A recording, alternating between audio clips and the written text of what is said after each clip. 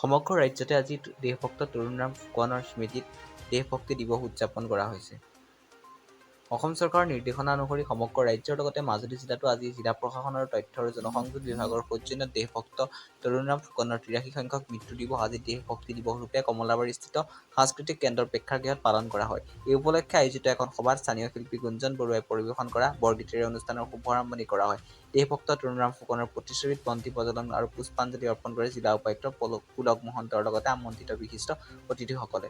অনুষ্ঠানটো আধাৰৰ লগতে উদ্দেশ্য ব্যাখ্যা কৰে সহকাৰী আয়ুক্ত আৰু ভাৰপ্ৰাপ্ত তথ্য আৰু জনসংযোগ বিষয়া দেৱনাৰায়ণ হাজৰিকাই। সভাখনত ভক্ত তৰুণৰাম ফুকনৰ জীৱনৰ কৰ্মৰাজিৰ দেশপ্ৰেমৰ ওপৰত বক্তব্য ৰাখে ক্ৰমে জিলা উপায়ুক্ত পুলক মহন্ত, দিতিমণি পেগু, মুখ্য কাৰ্যবাহী বিষয়া মাজুলী জিলা পৰিষদ, নিৰ্দিষ্ট বক্তা ডক্টৰ দেৱজিৎ শইকীয়া, মাজুলী মহাবিদ্যালয় ডক্টৰ আনন্দ হাজৰিকা, অৱসৰপ্ৰাপ্ত অধ্যক্ষ মাজুলী মহাবিদ্যালয় দিবাকৰ শইকীয়া, সভাপতি জিলা সাংবাদিক সন্থা মাজুলী, সভাত জিলাখনৰ মুৰব্বী